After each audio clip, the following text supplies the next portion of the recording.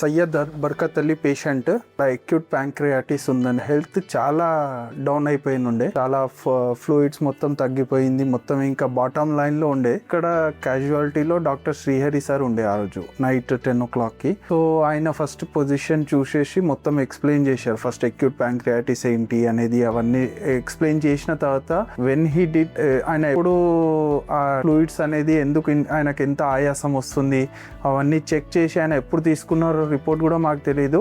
But ఆయన ఎంత సడన్గా రెస్పాండ్ అయ్యారంటే doctor Srihari sir, he's very good at critical care in my view. ఎందుకంటే ఆయన రెస్పాన్స్ వల్లనే ఆ రోజు మేము మా మనిషిని కాపాడుకోగలిగాం. సో ఐ థింక్ సో ఆ రోజు ఆయన బాగా ఎక్స్ప్లెయిన్ చేసి ఫ్లూయిడ్స్ మొత్తం తగ్గిపోయినాయి.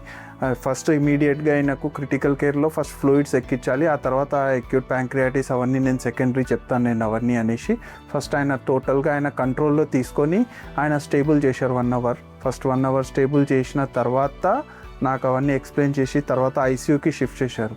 ఐసీయూకి షిఫ్ట్ చేసిన తర్వాత నెక్స్ట్ డే సండే ఉండే. Doctor was in constant touch with the team and everything. So next day Monday రోజు డాక్టర్ సైదులు సార్ వచ్చి కలిశారు. డాక్టర్ పొజిషన్ అవన్నీ చూసి ఆ రోజు డాక్టర్ సైదులు సార్ అని 1/2 hour మాతో మాట్లాడేసి ఈచ్ అండ్ ఎవ్రీథింగ్ ఎక్స్ప్లెయిన్ చేశారు. ఎంత క్రిటికల్ ఉంది, ఎంత ఏముంది, everything he had explain to us. And ఆ రోజే ఆయన చెప్పారు కూడా అన్ని నేను విధాలుగా నేను నా ప్రయత్నం వరకు నేను బాగా చేస్తాను. So he has to cope up, body has to cope up అని ఎవ్రీథింగ్ చెప్పారు. ఈచ్ అండ్ ఎవ్రీ పాయింట్ చెప్పారు. తర్వాత అట్లనే ట్రీట్మెంట్ కూడా జరిగింది ఓమ్నీలో.